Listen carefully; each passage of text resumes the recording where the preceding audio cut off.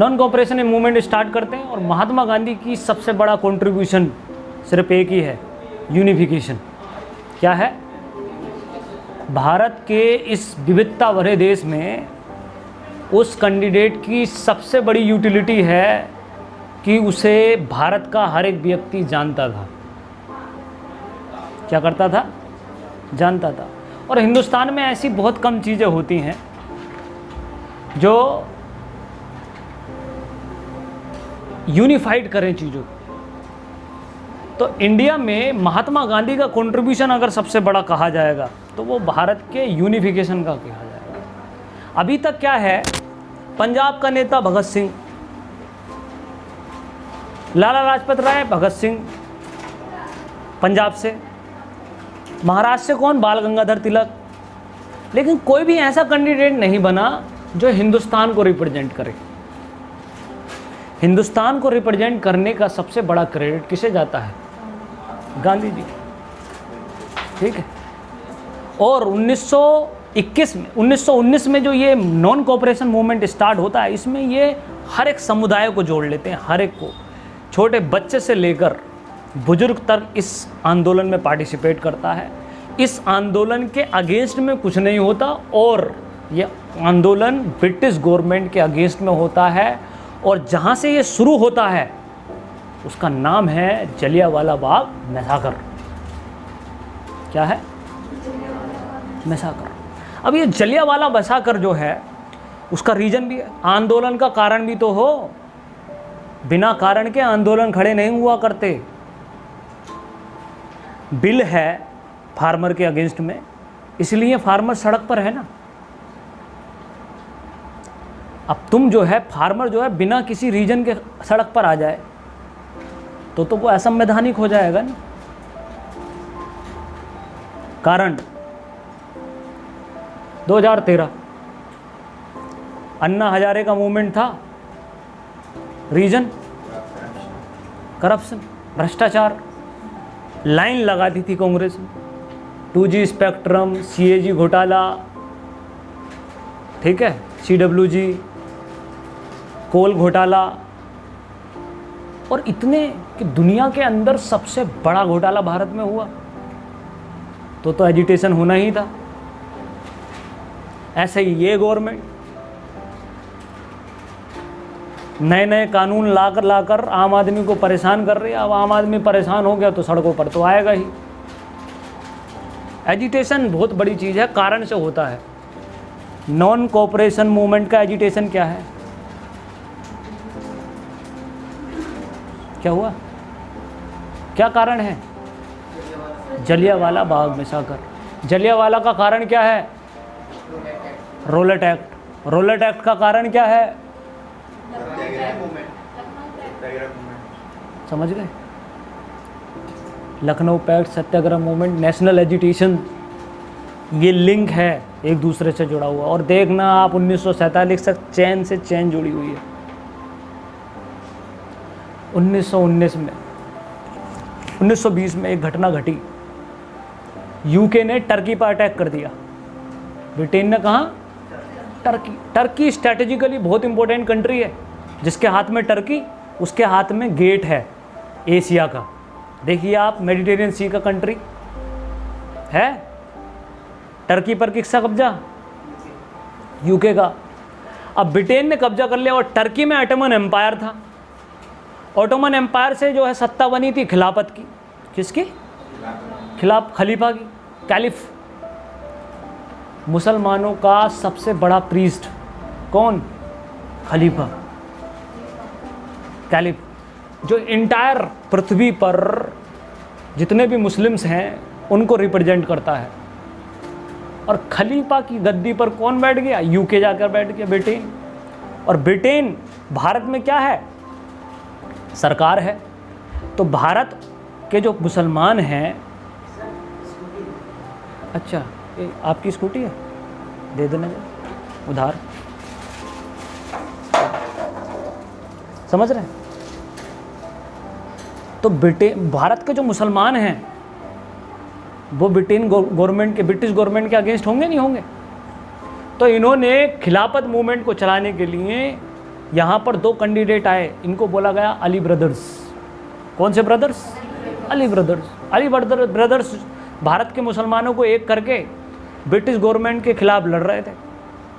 उनका जो डिमांड थी, ऑब्जेक्टिव था, बिल्कुल अलग था। इधर नॉन कोऑपरेशन मूवमेंट चल रहा था।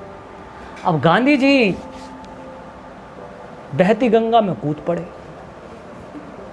और ये ऐसे कूदे कि महात्मा गांधी को बहुत क्रिटिसिज्म मिला इसकी वजह से। महात्मा गांधी गए, बोले तुम्हारा और हमारा दुश्मन एक है, ठीक है। तो खिलाफत आंदोलन को महात्मा गांधी ने किससे जोड़ दिया? नॉन कोऑपरेशन मूवमेंट से जोड़ दिया। और इसके बारे में जब ये महात्मा गांधी ने ये चीज़ जो है भारत के हर लीडर को बुरी लगी, और सबसे ज़्यादा बुरी लगी मोहम्मद अली जिन्ना को। क्यों? हमारे लोग, हमारी कौम, हमारा ऑब्जेक्टिव, ठीक है, मतलब सगाई हमारे साथ, लगन हमारे साथ, टीका हमारे साथ, दुल्हन तुम ले जाओ, ठीक है। मोहम्मद अली जिन्ना बिलट गए, और यहीं पर बनता है जिन्ना वर्सेस गांधी। भारत के जितने भी एक्सट्रीमिस्ट हो, लिबरल हो, बूढ़ा हो, जवान हो, महिला हो, पुरुष हो, सब किस में कूद पड़े? Non cooperation movement. आप जितनी भी जीवनियाँ पढ़ोगे, जितने भी पढ़ोगे, ये समझोगे, यही सुनने को मिलेगा। इनके पिताजी असहयोग आंदोलन में जो है पार्टिसिपेट किया, ठीक है। असहयोग आंदोलन बहुत बड़ा आंदोलन था भारत का, और उसके लीडर कौन थे? महात्मा गांधी। और इसकी सबसे बड़ी क्वालिटी ये थी कि महात्मा गांधी के थ्रू ये पूरे देश में चला, पूरे देश में, तमिल में, तेलुगु में। तो 1919 में ये मूवमेंट स्टार्ट होता है, और हर एक कम्युनिटी का बंदा जो है इससे जुड़ जाता है। सुभाष चंद्र बोस ICS की तैयारी कर रहे हैं इस टाइम। 1919 इंटरव्यू का दिन, ठीक है। इंटरव्यू क्या है अब मैं बता देता हूँ, यहीं पर थोड़ी सी एंट्री देता हूँ। नहीं, पहले गांधी जी को ही बता देता हूँ। तो नॉन कोऑपरेशन मूवमेंट सही फ्लो में जा रहा होता है, सब कुछ बढ़िया होता है, और ब्रिटिश गवर्नमेंट समझ नहीं पाती है स्टैंड क्या ले। 2 साल हो जाते हैं, और महात्मा गांधी को ये पता था कि भारत का जनमानस लंबे टाइम तक मूवमेंट नहीं कर सकता, और भारतीयों को, महात्मा गांधी को ये भी पता था कि एक बार जो ब्रिटिश गवर्नमेंट ने हथियार उठाया तो भारतीयों को तोप से उड़ाएगी। अभी हम पिछले एपिसोड में कंप्लीट कर चुके थे नॉन कोऑपरेशन मूवमेंट 1919 में स्टार्ट हुआ था। उसके बाद में मैंने बताया था कि गांधी जी की वजह से स्वराजिस्ट, कौन? स्वराजिस्ट कांग्रेस से अलग ना होकर भी, ठीक है, parliament of the British parliament जो है उसमें क्या कर जाते हैं? एंटर कर जाते हैं, और अपनी बातों को, अपनी मांगों को रखते हैं। और भारत के बहुत बड़े पैमाने पर जो लोग होते हैं वो इलेक्शंस में पार्टिसिपेट करते हैं। उसमें मेयरशिप का या फिर म्यूनसिपैलिटी का इलेक्शन होता है, और म्यूनसिपैलिटी इलेक्शन में पंडित नेहरू कहाँ के मेयर बनते हैं? इलाहाबाद के नेहरू बनते हैं मेयर, और राजेंद्र प्रसाद पटना के मेयर बनते हैं। इसके बीच में मैंने फिर आपको रिवोल्यूशनरी मूवमेंट का दूसरा फेज़ बताया, जिसमें भगत सिंह की एंट्री हुई, ठीक है। तो भगत सिंह की एंट्री होने के बाद में, या उनसे होने से पहले ही, मैंने आपको बताया था कि रिवोल्यूशनरी आर्मी जो थी, या एसोसिएशन जो था, HRA, Hindustan Republic association, HRA का जो फंडिंग था, क्या था? फंडिंग, उससे रिलेटेड प्रॉब्लम थी। क्या समस्या बताई फंडिंग से रिलेटेड? कि साम्यवादी जो विचारधारा है, या समाजवादी जो विचारधारा है, आइडियोलॉजी है, उसे कैपिटलिस्टिक वर्ग जो है सपोर्ट करता नहीं है, ठीक है। आम आदमियों के पास में पैसा होता नहीं है, गरीबों के और मजदूरों के पास में। तो इनके पास में कुछ और चारा नहीं बचा, तो फाइनली इन्होंने काकोरी कांड किया। कहाँ? काकोरी। काकोरी कहाँ है? जब आप, हैं जी, उत्तर प्रदेश में लखनऊ से पहले पड़ता है, शाहजहांपुर से आगे, यहीं पर काकोरी पड़ेगा आगे आपके, ठीक है। यहाँ पर 1925 में, ठीक है, इन्होंने ब्रिटिश गवर्नमेंट के खजाने को लूट लिया, और इस लूट के बाद में फंडिंग हुई और इन पर तमाम एलिगेशन लगे। राम प्रसाद बिस्मिल इसी पर्टिकुलर सेगमेंट में एनकाउंटर किए गए थे, उनको जो है पकड़ लिया गया था। राम प्रसाद बिस्मिल का जो एक तराना है बहुत इम्पोर्टेंट है, सरफरोशी की है तमन्ना, उनकी ये जो लाइनें हैं ये बहुत इम्पोर्टेंट थी। उसके बाद में अशफाक उल्लाह खान शाहजहाँपुर से रहे, यही है शाहजहाँपुर आगे, तो उनसे रिलेटेड सेगमेंट रहा ये HRA। अब HRA को जब लाइमलाइट में HRA आ जाता है, अब ध्यान से समझिए, तो इसका नाम बदला जाता है। नाम बदल कर क्या रखा जाता है? HSRA। और इस नाम को बदलने का क्रेडिट दिया जाता है सरदार भगत सिंह को। ठीक है, HSRA का फुल फॉर्म है हिंदुस्तान सोशलिस्ट रिपब्लिक एसोसिएशन। तो नया शब्द जो जोड़ा उन्होंने सोशलिस्ट, इसका मतलब हो गया समाजवादी। क्यों बदला नाम? नाम बदले क्यों जाते हैं? बड़ा इंटेंशन होता है नाम के पीछे। ठीक है, जैसे कि मैं आपको बता देता हूं, 26/11 पर भारत पे अटैक हुआ। ठीक है, लश्कर-ए-तैयबा ने करवाया। किसने? लश्कर-ए-तैयबा ने अपना ऑर्गेनाइजेशन का नाम चेंज कर लिया और आज की डेट में लश्कर-ए-तैयबा को किस नाम से जाना जाता है? जमात-उद-दावा। क्या नाम? जी जी जी, जमात-उद-दावा। रीजन क्या हुआ? लश्कर-ए-तैयबा को यूनाइटेड नेशन में बैन कर दिया, एक टेररिस्ट ऑर्गेनाइजेशन में। तो वहाँ के लोग जो है किसी दूसरे ऑर्गेनाइजेशन में पहुँच गए, नाम चेंज कर दिया। क्या कर दिया? जमात-उद-दावा। बिल्कुल सेम सिचुएशन HRA और HSRA की है। ठीक है, HRA ने काकोरी कांड किया था, लूटा था, तो HSRA एक नए यूनिफिकेशन के साथ आए और इसके दोबारा यूनाइट होने में लाला लाजपत राय का बहुत बड़ा रोल रहा। किसका? लाला लाजपत राय काकोरी कांड के पास में इन सभी लोगों के पास जाते हैं, उनसे कहते हैं ऐसे लड़ाई नहीं लड़ी जाती, अगर सरकार से लड़ाई लड़नी है तो सरकार के तरह लड़ाई लड़ो।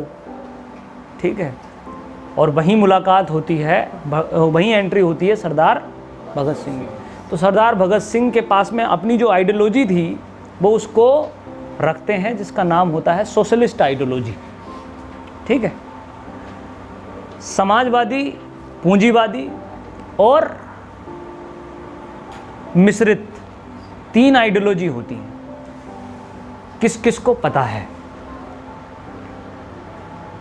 What is the basic difference between capitalistic ideology या कैपिटलिस्टिक इकोनॉमिक ऑर्डर, अर्थव्यवस्था, पूंजीवादी अर्थव्यवस्था जिसे कहते हैं, उसे पूंजीवादी राज क्या कहते हैं, इसको विचारधारा कह लीजिए, सोशलिस्टिक इकोनॉमी आइडियोलॉजी या सोशलिस्टिक इकोनॉमिक मॉडल, इन दोनों में अंतर बता दीजिए बस। अगर आपको नहीं पता है तो कल से लेके मैं सोशलिस्टिक कह रहा हूँ, गा रहा हूँ, पूछ काहे नहीं रहे हो? सोशलिस्टिक मॉडल में जो फंडामेंटल एसेट्स होते हैं उनकी सारी इंडस्ट्री वगैरह सब कुछ गवर्नमेंट के अंडर होती है, लेकिन कैपिटलिस्टिक में सब कुछ प्राइवेट सेक्टर के अंडर होता है। देखिए, जब economy will be in the hands of state, जब अर्थव्यवस्था और उसके सारे मैकेनिज्म किसके हाथ में होंगे? ठीक है, राज्य के हाथ में होंगे, तो ऐसे राज्य को हम समाजवादी राज्य कहेंगे, सोशलिस्टिक नेशन कहेंगे, सोशलिस्टिक इकोनॉमी कहेंगे। इसके दूसरे नाम क्या हैं? कम्युनिस्ट। दूसरा नाम समाजवादी का क्या है? कम्युनिस्ट। मार्क्सिस्ट, क्या? लेनिनिस्ट। ये इसके सब बाल बच्चे हैं। कितने नाम हो गए इनके समाजवादी के? अब देखिए, सरकार के हाथ में रहेगा सब कुछ, A to Z, तो सब कुछ सरकारी रहेगा। बाहर पॉपकॉर्न बेचने वाला इंसान भी सरकारी होगा, उसे सैलरी दी जाएगी, और पॉपकॉर्न के रेट कौन डिसाइड करेगा? सरकार डिसाइड करेगी। इसे कहेंगे हम समाजवादी अर्थव्यवस्था। When the control of the economy in the hands of state, जब जो नियंत्रण है पूरी तरह से किसके अंदर, किसके हाथ में हो, राज्य के हाथ में हो। समझ रहे हैं आप? तो इसे इक्वलिटी कहेंगे सोसाइटी में। सरकार डिसाइड करेगी किसको कितना सैलरी दिया जाए, ये सब चीज़ें A to Z।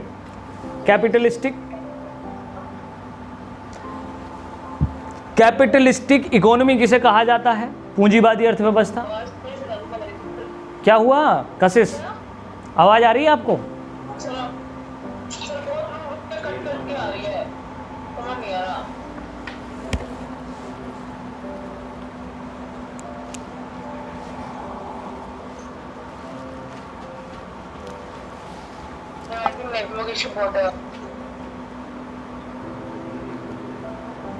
अब तुम लोग सुन लेना बस, ठीक है?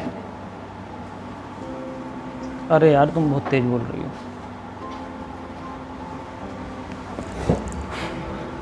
कैपिटलिस्टिक इकोनॉमी, जब ध्यान से सुनिए, अगर आपने 2 टॉपिक नहीं समझे यूपीएससी या किसी भी तैयारी के आज की डेट में, आप फेल कर जाओगे। पहला टॉपिक है ये मॉडल्स, इसे कैपिटलिज्म कहते हैं, और दूसरा मॉडल है बहुत इम्पोर्टेंट, कंज्यूमरिज्म, उपभोक्तावाद। तो आप पहले ये समझिए, सोशलिस्टिक इकोनॉमी समझ में आई आपको? सब कुछ सरकारी, सारा का सारा कंट्रोल किसका? सरकार का, ठीक है? कैपिटलिस्टिक, जब इकोनॉमी किसके हाथ में हो? In the hands of industrialist and market. जब अर्थव्यवस्था उद्योगपति और बाजार अर्थव्यवस्था हो, लिख लो ना, तो उसे क्या कहेंगे हम? कैपिटलिस्टिक इकोनॉमी कहेंगे, पूंजीवादी अर्थव्यवस्था कहेंगे। क्या ड्रॉबैक हैं पूंजीवादी अर्थव्यवस्था के और क्या ड्रॉबैक हैं सोशलिस्टिक इकोनॉमी के? Socialistic economy is the based on equality, किस पर? समानता पर आधारित है। समाज में हर एक कैंडिडेट इक्वल सैलरी पाएगा अपने काम के हिसाब से, और कोई डिस्क्रिमिनेशन किसी तरीके से किसी भी बेसिस पर नहीं किया जा सकता। इसे कहेंगे प्योर सोशलिस्टिक कंट्री। इसका ड्रॉबैक क्या है?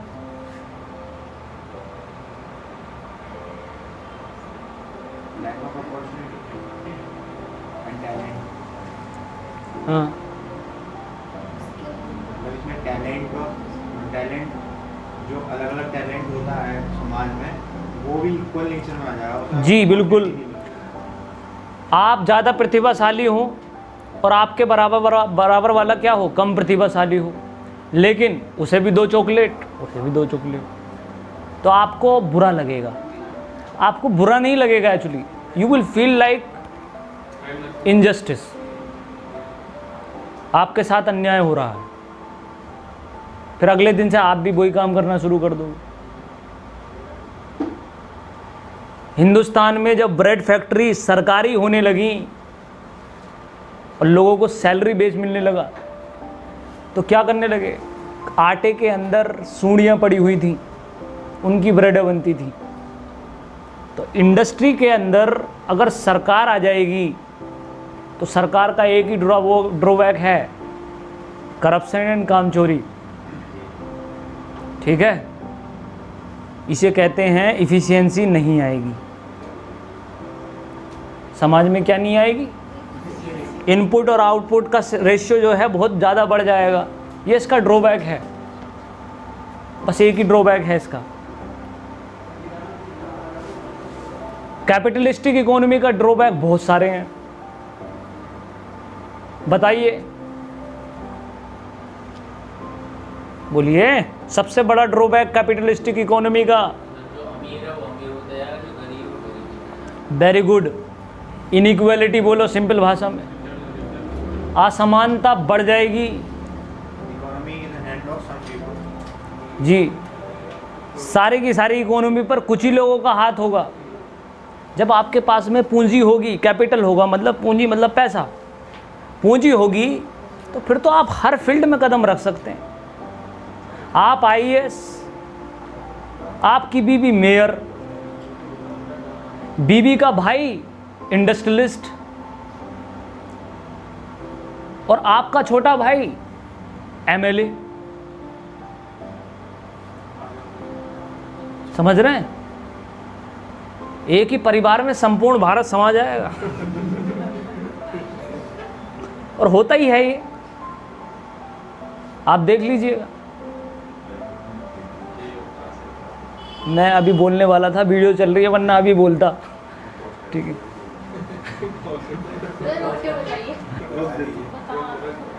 नहीं बता नहीं रहे। अगला, आप किसी को जानते हो ऐसे किसी व्यक्ति को? हाँ बताइए।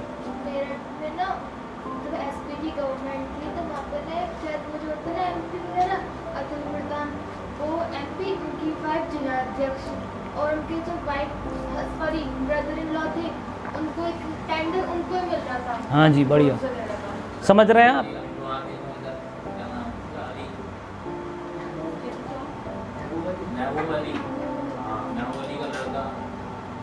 आजम खान, आजम खान का लड़का, आजम खान की वाइफ। ठीक है, समझ रहे हैं आप? इंडस्ट्रियलिज्म, ये कैपिटलिज्म का ड्रॉबैक है। जिसके पास में पूंजी होगी, जिसके पास में पूंजी होगी, वो हर चीज़ पर वर्चस्व दिखा देगा। अब आप बताइए, रिलायंस है क्या? नहीं है रिलायंस का, बताओ। ठीक है, रिलायंस के पास में ये जो इसकी वैरायटी ऑफ द इंडस्ट्री है, हर चीज़ है। रिलायंस का फ़ोन है, टेलीकॉम इंडस्ट्री है रिलायंस की, रिलायंस का फूड है, रिलायंस के मॉल्स हैं, रिलायंस का पेट्रोल है, और रिलायंस के आम भी हैं। मैंगोज़ एक्सपोर्ट किए जाते हैं, बड़े बड़े बगीचे ले रखे हैं अंबानी जी ने। मैं ये नहीं कह रहा गलत है ये, मैं ये कह रहा हूँ एक इंडस्ट्री, इतनी सारी varieties. You can not say कि Reliance is the industry of mobile, you can not say Reliance is the industry of oil. Reliance means everything. ठीक है, ये देश रिलायंस है। अंबानी जी, धीरू भाई अंबानी का डायलॉग, समझ रहे हैं आप? ये है पूंजीवाद का सबसे बड़ा ड्रॉबैक, असमानता। गरीब और भी गरीब होगा और अमीर अमीर होगा। और असमानता अपने आप में एक बड़ी समस्या है।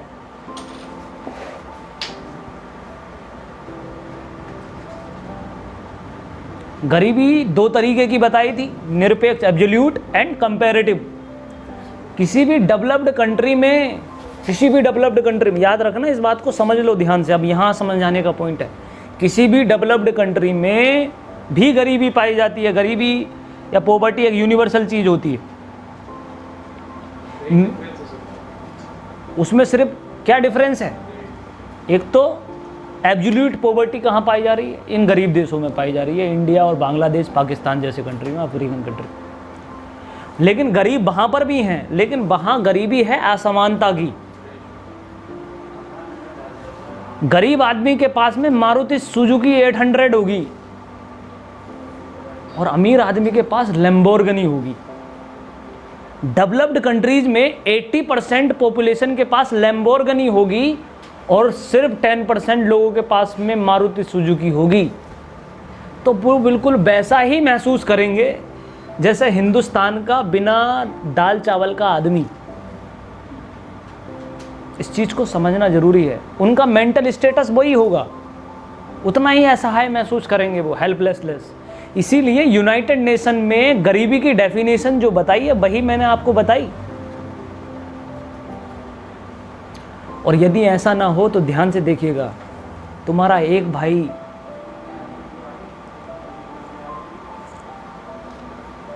आईएएस बन जाए और दूसरे की सरकारी तो छोड़ो, प्राइवेट नौकरी भी ना लग पाए। हाँ, दाल पानी सब कुछ चल रहा है उसका, एवरीथिंग इज गोइंग ऑन। अब इस सिचुएशन में उसकी एब्सोल्यूट पॉवर्टी तो खत्म है, लेकिन क्या कंपैरेटिव पॉवर्टी खत्म है? उसकी जिंदगी जो है जी का जंजाल बन जाएगी, खुद ही मर जाएगा वो, सुसाइड करके देख लेना आप, कि हमें तो अपन उन्होंने लूटा बस खत्म। इसीलिए कंपैरेटिव या इनइक्वालिटी को आप हल्के में मत ले लेना कभी। अमर्त्य सेन ने अपकमिंग वर्ल्ड की सबसे बड़ी समस्या असमानता बताई है, ना कि गरीबी।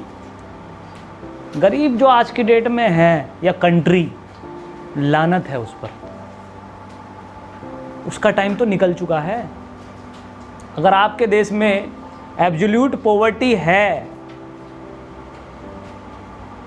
इसका मतलब आपका देश सच में बहुत ही वाहियात देश है, क्योंकि गरीबी जो है 1969 से, जब भारत आज़ाद हुआ था, जब कॉलोनाइजेशन डीकोलोनाइज्ड हुआ था, सारे देश आज़ाद हो रहे थे, उस टाइम पर उस फेज में गरीबी आई थी, और तब से लेकर 2020 तक गरीबी नहीं खींची तुमसे। That is the meaning of poverty. और ऐसी कंडीशन में सबसे बुरा हाल, मैं कुछ नाम बता रहा हूँ उन कंट्रीज़ का। नंबर 1 अफ्रीकन कंट्रीज, सहारन कंट्रीज इनको बोलते हैं। कौन से कंट्री? सहारन, नाइजीरिया, चाड, घाना, ये सारे कंट्रीज, नाइजर, इथोपिया, सूडान, ये सबसे वाहियात कंट्री है। यहाँ पर इंसान की वैल्यू, भारत या किसी और बड़े देश में जहाँ पर अच्छा कंट्री है, वहाँ पर एनिमल्स की वैल्यू बहुत ज़्यादा है, इतनी ज़्यादा गिरी हुई वैल्यू है इनकी। और साउथ एशिया, क्या साउथ एशिया में बांग्लादेश, फिर पाकिस्तान, फिर श्रीलंका, फिर भारत, इनकी हालत बहुत ख़राब है। एज ए पॉपुलेशन दुनिया के अंदर सबसे ज़्यादा गरीब किस देश में रहते हैं?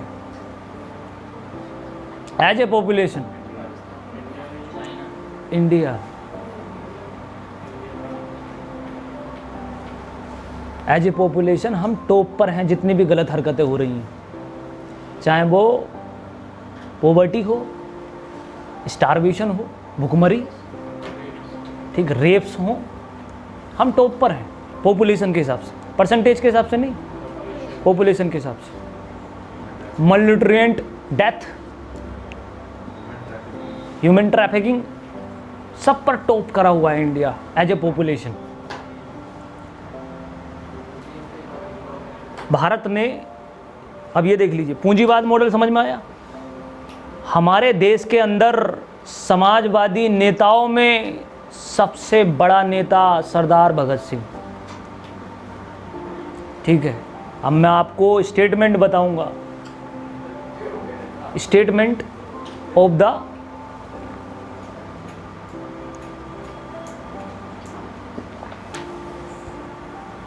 Chamberlain. Bhagat Singh is the Lenin of India. It is very, very necessary to eradicate Bhagat Singh if you want to India as a capitalistic country. Hindi में समझ लो, चैम्बरलिन ने कहा था कि भगत सिंह भारत का लेनिन है। क्या है? लेनिन है। अगर आप भारत को एक पूंजीवादी राष्ट्र बनाना चाहते हो तो भगत सिंह को रास्ते से हटाना जरूरी है। समाजवाद समझोगे तब भगत सिंह समझ में आएगा, समाजवाद नहीं समझोगे तब भगत सिंह समझ में नहीं आएगा। ये जो शब्द उन्होंने HRA में जोड़ा ना, अकेला HSRA, इसका मतलब ये नहीं कि अलकायदा कन्वर्टेड इनटू जमात-उद-दावा। इसका मतलब ये है कि हिंदुस्तान अब एक सोशलिस्टिक कंट्री होगा हमारे लिए। हमारी आज़ादी की डेफिनेशन कैसी होगी? ठीक है, वो ऐसी होगी जो गरीबी, भुखमरी, इन सब समस्याओं को दूर करेगी। इसलिए लिख लीजिएगा इस बात को कि Bhagat Singh was the first candidate after doctor B R. Ambedkar who demanded social revolution in India. Bhagat Singh Bharat के पहले व्यक्ति हैं, दूसरे व्यक्ति हैं अंबेडकर के बाद, जिसने भारत में सामाजिक क्रांति की मांग की।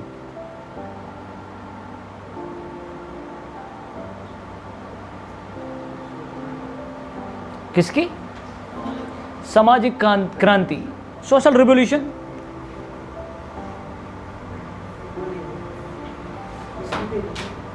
स्कूटी दे दियो। क्या नाम है तुम्हारा? नाम क्या है? हाँ सृष्टि, दे दो,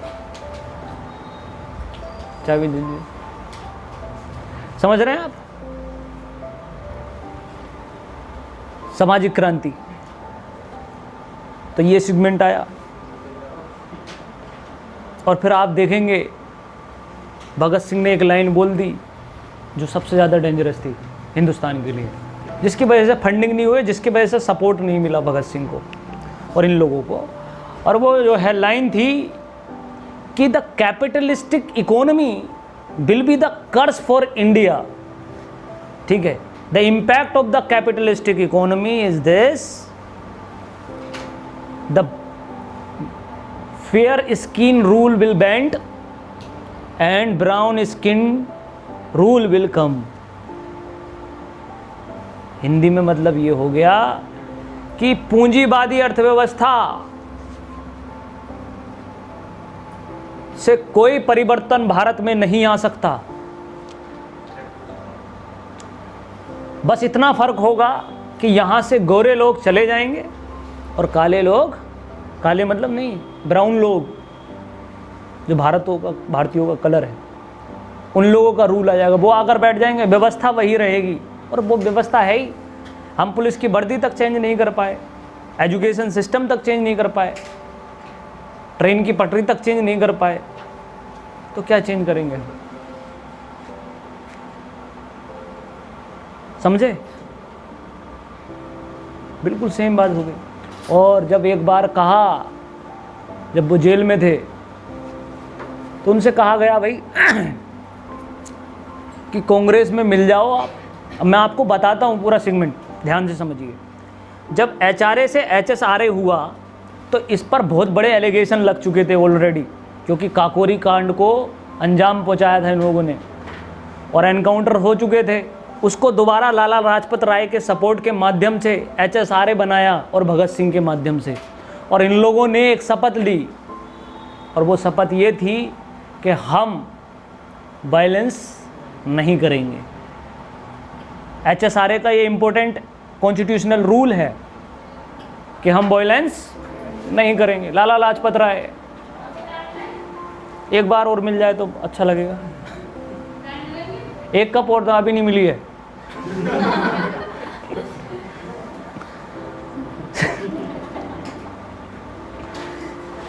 समझ रहे हैं? छोटा था ना कब। सुन लो, ध्यान से समझो इस कॉन्सेप्ट को अच्छे से।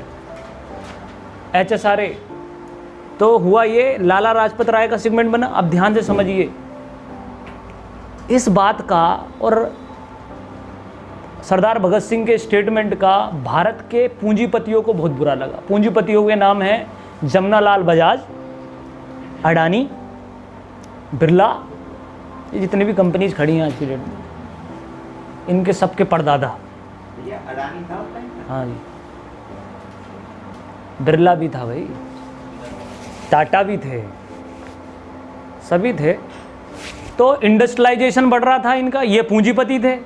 और सरदार भगत सिंह किसके अगेंस्ट में? पूंजीपतियों के अगेंस्ट में। किसके फेवर में? लेबर एंड फार्मर्स, किसान और मजदूर। और किसान और मजदूर के बारे में बता दूं कि भारत में ये दो सेगमेंट ऐसे हैं जो मजदूर और किसान दोनों का ही ऑर्गेनाइजेशन भारत में अभी तक कामयाब ही नहीं हुआ है। इसकी क्लास है, आपकी डिटेल में हिस्ट्री में बताऊंगा क्यों नहीं हुआ है, क्या चाहिए उनको। तो भगत सिंह ने बोल दिया फंडिंग बंद, और फिर बाद में इन लोगों ने चिट्ठी लिखनी चालू कर दी अंग्रेज़ों को, बोले ये लड़का देख रहे हो आप, आतंकवादी है ये, ठीक है, ख़त्म करवाओ इसको, वरना ये हमारी फैक्ट्रियां ख़त्म करवा देगा। इसलिए गहराई में जाना बड़ा ज़रूरी होता है, ऐसे ही ऊपर ऊपर जो है बुलबुले मत उठाया करो, समझ जाओ, समझ रहे हैं। तो जमुना लाल बजाज और इन सारे के सारे लोगों ने एक जगह मिले, और आप देखेंगे 1927 में भारत में इस्टेब्लिशमेंट हुआ फिक्की का। किसका? फिक्की, इंडस्ट्रियल लोगों की एक ऑर्गेनाइजेशन, आज भी है फिक्की। अब ये जो फिक्की का इस्टेब्लिशमेंट हुआ, क्यों हुआ, आपको बता दिया। जब जब कोई बाहरी फैक्टर पैदा होगा तब तब इंटरनल हो जाएंगे, बॉन्ड बन जाएगा। तो जितने भी इंडस्ट्रियलिस्ट थे ये क्या हो गए, एक साथ हो गए। 1927 और फिर साइमन बाबा आ गए। अंग्रेजों को लगा कि भैया आप जल्दी आना पड़ेगा। 1919 में जो चैम्सफोर्ड रिफॉर्म आए थे उसमें एक बात लिखी थी कि 10 साल बाद, उसमें जो बात लिखी थी ध्यान से सुनो, 10 साल बाद हम आपके कॉन्स्टिट्यूशन को बनाने के लिए एक कमीशन बैठाएंगे, वो पूरे देश की जो है सर्वे करेगा और बताएगा कि कौन सा नियम बनना चाहिए, कौन सा हटना चाहिए, 10 साल बाद। लेकिन देश के अंदर HSRA के प्रभाव को देखते हुए ब्रिटिश गवर्नमेंट उतावले पंथी में 1927 में ही भेजती है साइमन कमीशन को, 7 साल बाद ही, 8 साल बाद ही। साइमन कमीशन कब आया? 1927।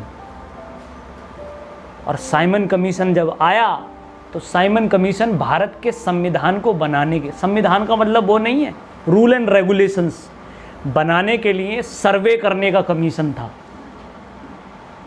किस चीज का कमीशन था? सर्वे। अब जब ये सर्वे करने के लिए यहां आया, ध्यान से समझिए,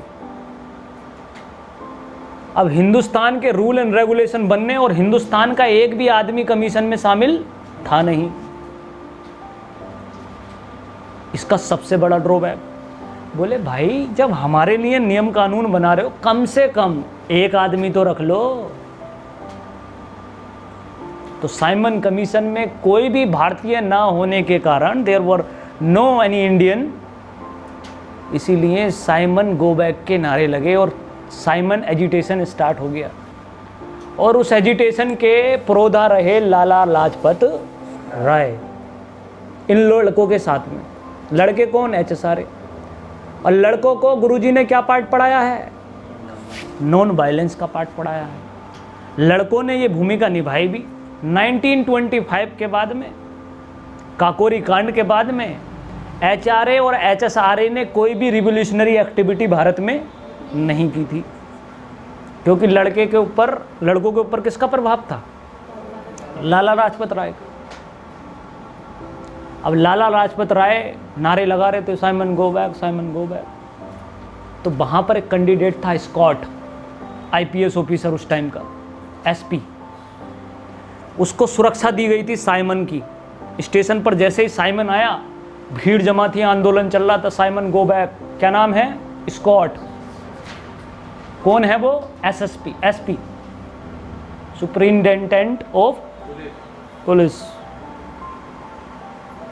SP साहब स्कॉट। अब साइमन गो बैक के नारे लग रहे थे और स्कॉट ने देखा, अच्छा इसमें तो लाला जी भी हैं, ठीक है। तो जब एजिटेशन हो रहा था तो उनके ऊपर लाठीचार्ज का क्या कर दिया उसने? ऑर्डर दे दिया। और लाठीचार्ज का ऑर्डर दिया और लाठियाँ मारी लाला लाजपत राय के टीक पर बहुत अच्छे से, 4-5 लाठी सर पर पड़ गई उनके अच्छे से। सर पर गंभीर चोट आ जाने के कारण उसके 1 महीने के बाद या 15-20 दिन के बाद में लाला लाजपत राय की क्या हो गई, मृत्यु हो गई। अब जब इनकी डेथ हो गई तो ये लड़के जो है परेशान हो गए। लड़के कौन? HSRA। अब HSRA में बटकेश्वर दत्त का नाम सुना होगा आपने। वो बोला बाबा कह के गए थे हथियार नहीं उठाना है, समझ रहे? लेकिन इस पूरी की पूरी बेल्ट में सभी लोग डिसीजन लेते हैं कि भाई देखो हथियार नहीं उठाना था, नॉन वायलेंस में ही रहना था। लेकिन बदतमीजी और प्रतिष्ठा पर जब आंच आ जाए तब हथियार उठाना है। वेपन वैसे तो 2 ही जगह उठाया जाता है, जब आपका इकोनॉमिक एक्सप्लॉयटेशन हो। कौन सा एक्सप्लॉयटेशन? इकोनॉमिक। याद रखना मेरी ये बात आपको तब समझ में जाएगी जब आपकी एज 35 से ज़्यादा हो जाएगी। अभी नहीं समझ में आएगी, लेकिन आप याद रखिएगा, अगर इकोनॉमी के लिए आप हथियार उठा रहे हो ताली बजाएंगे। आप दूसरा हथियार तब उठा सकते हैं जब आपके सम्मान पर आंच आए। किस पर? सेल्फ रिस्पेक्ट, सेल्फ डिफेंस नहीं, सेल्फ रिस्पेक्ट, ऑनर, सम्मान। जब आपके आत्मसम्मान को कोई ठेस पहुंचाए, वो भी बुरी तरीके से, समझ, तब आप हथियार उठाइए। मतलब मैं ये नहीं कह रहा हूं, ठीक है। 2 पर्टिकुलर फैक्टर कौन कौन से? एक तो ओनर और एक इकोनॉमिक एक्सप्लॉयटेशन। इकोनॉमिक एक्सप्लॉयटेशन बहुत खतरनाक चीज़ होती है, मैं बताऊंगा आपको। तो ये 2 फैक्टर थे, इसमें इनके सम्मान पर आंच आ गई, इन्होंने हथियार उठाया। बोले इस कोर्ट को जरूर ख़त्म करना है, ठीक है। बोले इसी को ख़त्म करना है और करना भी ज़रूर है। तो ये लोगों ने प्लान बनाया पूरा तरीके से, अच्छी तरीके से कि ऐसे ऐसे करेंगे, शूट करेंगे। अब बेवकूफ़ों ने जो है इस कोर्ट के चक्कर में सैंडर्स को मार दिया। एसपी के चक्कर में एसएसपी को मार दिया, वो DYSP को मार दिया, ठीक है। बोले तूने देखा था? बोले हाँ देखा था। ये बोले यार सब एक जैसे ही तो लगते हैं ये बहुत बड़ा ब्लंडर रहा, ठीक है। और कहा जाता है कि उन्होंने जो पोस्टर छापे थे ना, वो छापे, इस पर लिखा हुआ था स्कॉट, और जब गोली लग गई तो उसे काटा भगत सिंह ने, और फिर वहां काट कर सैंडर्स लिखा, ठीक है। ये एक ब्लंडर रहा, मैं बताऊंगा आपको। मारना किसे था? स्कॉट को। और स्कॉट ने जब वो देखा कटा हुआ नाम अपना, बोले मैं तो बाल बच गया। फिर तो वो मतलब पीछे पड़ गया HSRA के। सैंडर्स को मारना बहुत बड़ा फैक्टर है, और सैंडर्स की एनकाउंटर की वजह से ही ये लाहौर केस के नाम से जाना जाता है, याद रखिएगा। इसी की वजह से ही भारत में इन तीनों लड़कों को क्या हुई? फांसी हुई थी, याद रखिएगा। असेंबली में बॉम्ब डालने की वजह से फांसी नहीं हुई है, लाहौर केस की वजह से हुई है। और इसके लिए सरेंडर किया इन्होंने अपने आप को बड़े से, अच्छे से।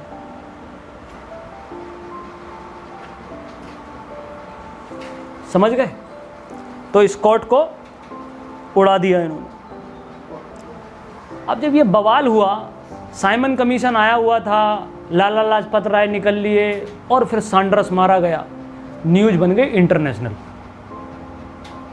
इंटरनेशनल न्यूज़ तब बनती है इतिहास के अंदर जब कोई अंग्रेज मारा जाता, या फिर जब कोई अंग्रेज पकड़ा जाता है, या फिर जब किसी अंग्रेज को जख्मी कर दिया जाता है, इंटरनेशनल न्यूज़ बन जाती है। जब भी आप ब्रिटिश गवर्नमेंट के ऊपर शिकंजा कसने की कोशिश करोगे, इंटरनेशनल न्यूज़ बन जाएगी।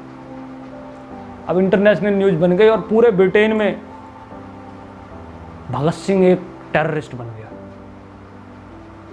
बोले सैंडर्स को, हमारे इतने महान एसपी को मारा, उसने IPS का एग्ज़ाम निकाला था, कितना बड़ी संवेदनाएं दिखाई गई, जर्नलिज्म में मैगजीनें छपी, Sanders we will miss you, आम जनता तो बावली होती है। और ब्रिटेन ने एक साथ कहा आम जनता की, आम जनमानस में, हम सिर्फ एक ही चीज़ चाहते हैं, किसको? भगत सिंह की फांसी, एग्जीक्यूशन। ब्रिटेन में इलेक्शन आने वाला था और इलेक्शन का इशू बना भगत सिंह। ध्यान से सुनो, ब्रिटेन में इलेक्शन प्रधानमंत्री का, मुद्दा कहाँ का? इंडिया का, और मुद्दा है भगत सिंह। समझ रहे हो आप? अब आप ध्यान से समझिए एग्जीक्यूशन कैसे होगा भगत सिंह का। तो ये इस तरह, अब ये जब ज़्यादा प्रॉब्लम हो गई तो यहाँ पर जो इस टाइम के गवर्नर जनरल हैं वो कहते हैं तुम्हें साइमन नहीं चाहिए, तुम हम में विश्वास नहीं रखते, अगर तुम में दम है तो तुम अपना कॉन्स्टिट्यूशन खुद बनाकर दिखाओ। ठीक है, इंडिया में तो बस इंतज़ार कर रहे थे इसी बात का, बोला अच्छा लाओ दिखाओ। इसीलिए साइमन कमीशन की जगह आई Nehru report. Nehru report, Simon commission जो काम करने वाला था भारत के संविधान को बनाने का या फिर उस टाइम के रूल एंड रेगुलेशंस को बनाने का, भारतीयों के द्वारा पहली बार रिपोर्ट बनाई गई भारत के रूल एंड रेगुलेशंस के लिए, नेहरू रिपोर्ट। नेहरू का मतलब जवाहरलाल नेहरू नहीं होता है, एक नेहरू और थे, मोतीलाल नेहरू। उनके फादर इसके हेड रहे, इसलिए इसे नेहरू रिपोर्ट कहा गया। लेकिन फेल हो गई है। इसके कारण रहे दो, एक तो मोहम्मद अली जिन्ना और खुद इन्हीं का लड़का पंडित नेहरू। पंडित नेहरू ने कहा कि हम तो डोमिनियन स्टेटस नहीं लेंगे, वो जमाने चले गए। इसमें क्या बात लिखी थी? Dominion status. इस बात को सिर्फ इतना समझिए, डोमिनियन स्टेटस का मतलब ये हो गया कि हम हो तो थोड़ा सुदत, अपना जो रूल एंड रेगुलेशन है वो अपने आप करेंगे, सेल्फ गवर्नेंस आ जाएगी। लेकिन किसकी छत्र छाया में? ब्रिटेन की। बल्कि पंडित नेहरू ने कहा कि डोमिनियन स्टेटस नहीं, बल्कि पूर्ण स्वराज चाहिए, फुल सेल्फ गवर्नेंस, पूर्ण स्वराज। पहली बार लाहौर अधिवेशन 1929, पहली बार क्या की? पूर्ण स्वराज की मांग की थी 26 जनवरी। इसी वजह से 26 जनवरी वाला दिन चूज किया गया था, बताएंगे बाद में। 1929 रावी नदी के तट पर पानी उठाकर कहा, क्योंकि यंग थे पंडित नेहरू उस टाइम और युवाओं के बहुत बड़े नेता थे ये दो कौन? पंडित नेहरू और सुभाष चंद्र बोस। ठीक है, नेहरू रिपोर्ट फेल हो गई और मोहम्मद अली जिन्ना बोले कि हमको फुल ऑटोनॉमी चाहिए और सेपरेट इलेक्टोरेट चाहिए। उनकी मांग तो थी। नेहरू रिपोर्ट क्या हो गई? फेल हो गई। समझे? ब्रिटिश को जो है अच्छा लगा कि भैया नेहरू रिपोर्ट फेल हो गई। अब गांधी जी फिर दोबारा जो है क्रिएट करते हैं अपनी situation. Gandhi ji dominion status की मांग पर आ गए। बोले कि हाँ डोमिनियन स्टेटस तो दो पहले, वही सही है, सही है। तो महात्मा गांधी फिर से एक एजिटेशन शुरू करते हैं, आंदोलन शुरू करते हैं। शुरुआत होती है दांडी मार्च से। कहाँ से? लेकिन देखिए, दांडी मार्च से पहले की मैं स्टोरी बता देता हूँ क्या है। राउंड टेबल कॉन्फ्रेंस होती है, गोलमेज सम्मेलन। गोलमेज सम्मेलन 1930, first round table conference. 3 round table conference होती हैं। अब आप सुनिए ध्यान से।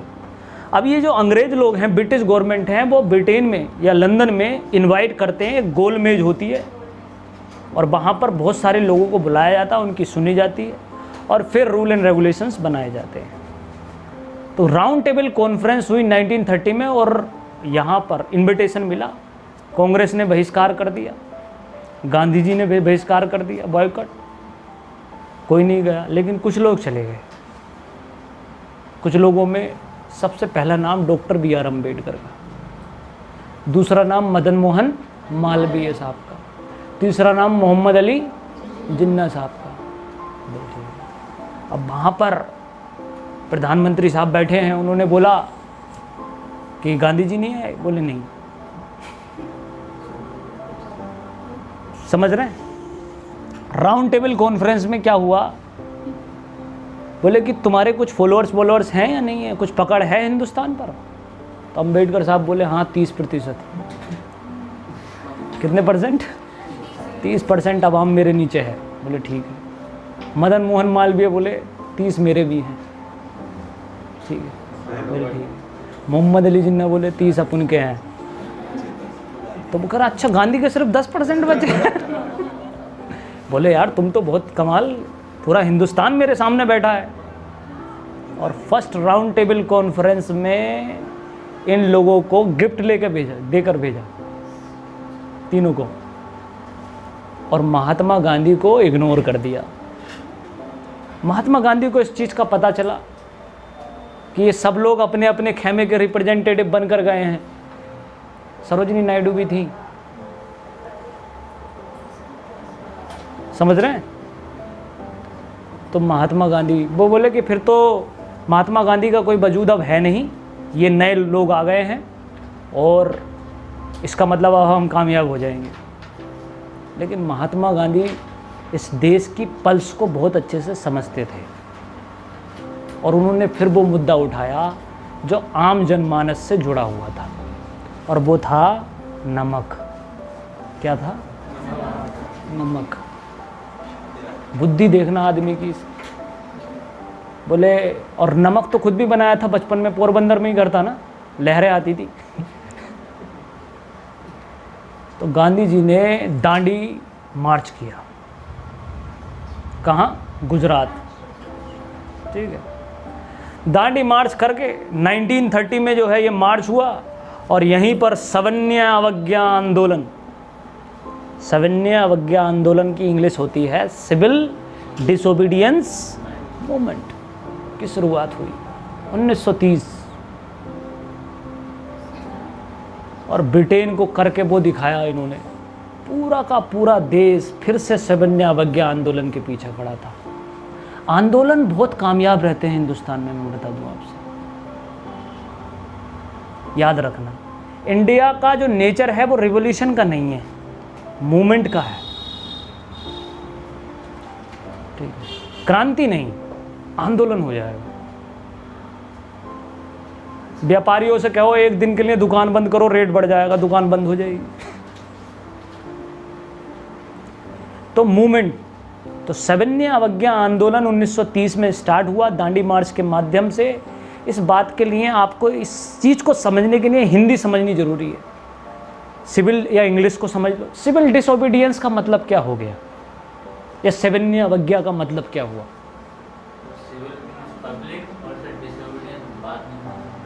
हाँ, पब्लिक बात नहीं मानना।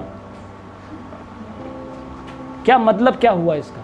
मतलब वही जो सिविल प्रैक्टिसेस थी उन्हें ओबे नहीं करना ब्रिटिशर्स के द्वारा जो दी गई, जैसे कि फॉरेन गुड्स, ये सब चीज़ें समझे आप। सवर्ण सभ्य व्यक्ति को कहते हैं ना। सवर्ण निवेदन इस प्रकार है, आज बुखार आ गया, एक दिन की छुट्टी दे दीजिए। सवर्ण शब्द होता है सिविलाइज्ड नागरिक के लिए। तो सवर्ण अवज्ञा, एक सिविलाइज्ड नागरिक आपकी सारी की सारी आज्ञाओं को मानने से इनकार करता है। इसका मतलब ये हुआ, आज्ञा थी कि आप नमक नहीं बनाएंगे, हम नमक बनाएंगे। और देखो अभी बना रहे हैं, सब फोटो खिंचवाया था उन्होंने नमक बनाकर सबसे पहले। ये देखो, टाइम्स मैगजीन में छपा, फिर वो नमक से एक बड़ा आंदोलन खड़ा कर दिया।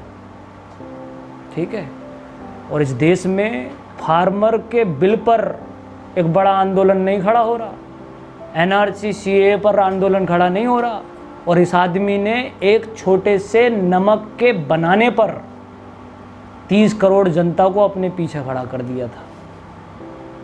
That is the utility of Mahatma Gandhi. 1930 बोले कि अरे यार गांधी तो भारी पड़ गया, और फिर गांधी इरविन पैक्ट हुआ। क्या हुआ?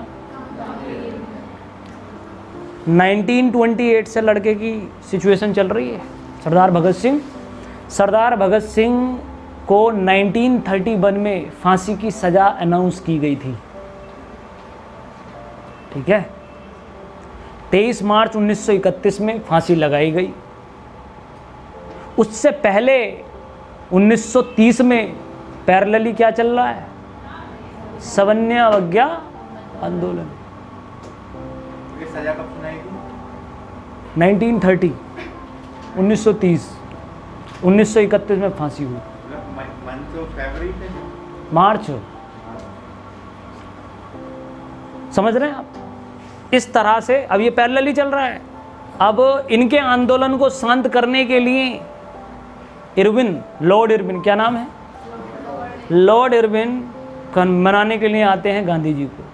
इसी 14 सूत्री मांग जो होती है उनकी, इसी को गांधी इरविन पैक्ट कहते हैं। क्या कहते हैं? अब ये गांधी इरविन पैक्ट है। अब मैं यहाँ के बारे में बता देता हूँ। महात्मा गांधी ने पहले ही बहुत प्रयास किया था कि फांसी की सज़ा सबकी माफ़ हो और इम्प्रीजनमेंट में बदल जाए। और जब आप डॉक्टर B.R. अम्बेडकर का लिटरेचर पढ़ोगे, क्योंकि NCERT, सतीश चंद्रा, बिपिन चंद्रा सब फेल हो गए, क्योंकि कहीं पर भी इस चीज़ की कंडीशंस को नहीं दिखाया गया। आई डोंट नो कि क्या पॉलिटिकल सिचुएशन है, लेकिन मैं आपको बता देता हूँ कि गांधी इरविन पैक्ट में इन 14 सूत्री मांग के अलावा मौखिक तौर पर और प्रार्थना के तौर पर महात्मा गांधी ने इरविन साहब से कहा था कि इन तीनों लड़कों की फांसी की सज़ा को लाइफ इम्प्रीजनमेंट में तब्दील कर दिया जाए।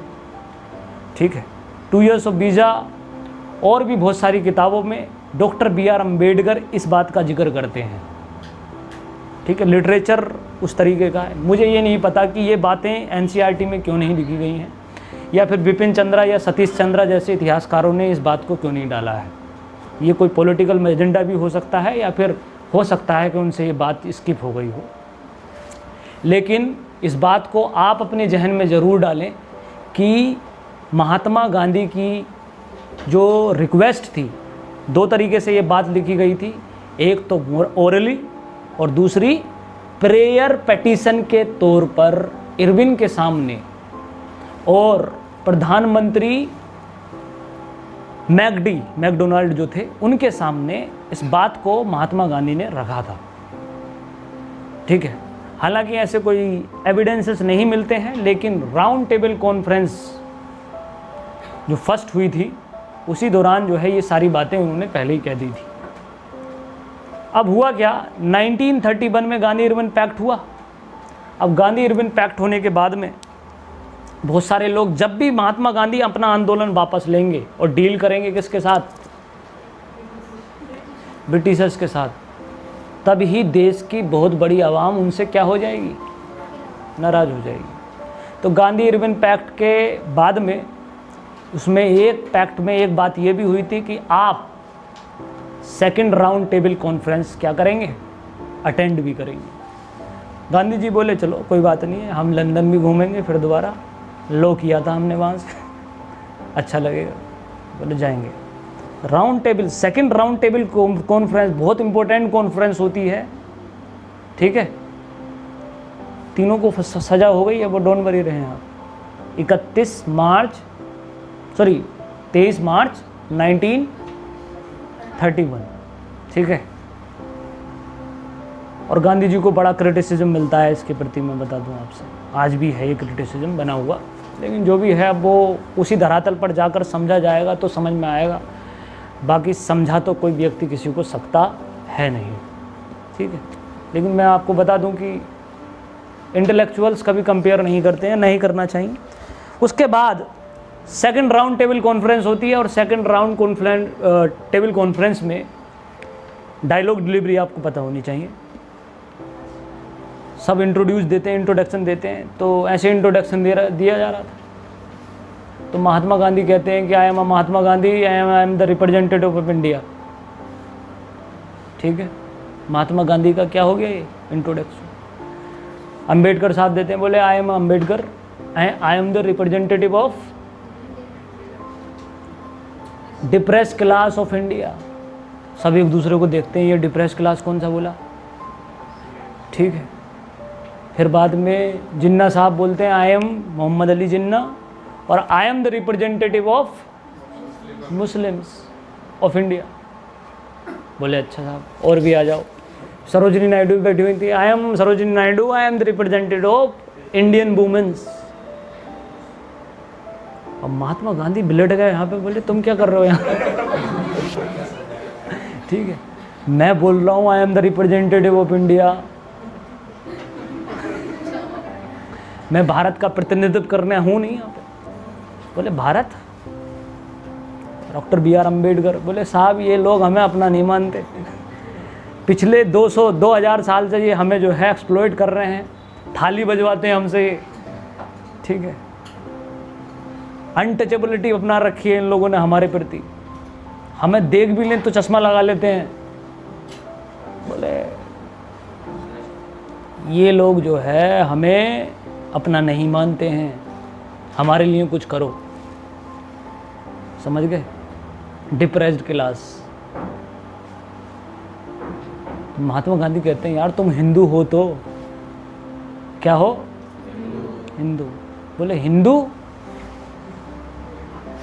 मंदिरों में हमें जो है एंट्री नहीं देते आप कैसे हिंदू, समझ गए। ना हम हिंदू ही हो पाए, ना मुसलमान ही हो पाए, कुछ नहीं हो पाए, हमारा भगवान ही छीन लिया तुम। तो इनकी बात बड़ी सेंसिबल लगी, इन्होंने सबको भावुक कर दिया सेकंड राउंड टेबल कॉन्फ्रेंस में। और सबसे ज़्यादा भावुक हुआ मैकडोनाल्ड, और वो इतना ज़्यादा भावुक हो गया, उसने कहा कि मैं हूँ भाई, मैं हूँ, डोंट वरी, मैं तुम्हें सेपरेट इलेक्ट्रोड दूंगा। इसे कहते हैं मैकडोनाल्ड घोषणा, डिक्लेरेशन। मैं दूंगा तुम्हें सेपरेट इलेक्ट्रोड, कौन है देखेंगे, हम तुम्हें हिंदू बनाएंगे, ठीक है। उधर वो जितने मोहम्मद अली जिन्ना साहब बोले कैसे मुसलमान, मुसलमान तो कांग्रेस में भी हैं, हमारे मौलाना अबुल कलाम आज़ाद इनसे ज़्यादा मुसलमान हैं, दाढ़ी भी है उनकी, टोपी भी ओढ़ते हैं। बोले झूठे हैं, तो उनका मामला तो फेल हो गया। सबका मामला फेल हो जाता है, किसका पास हो जाता है, अम्बेडकर जी का। महात्मा गांधी को बुरा लगता है,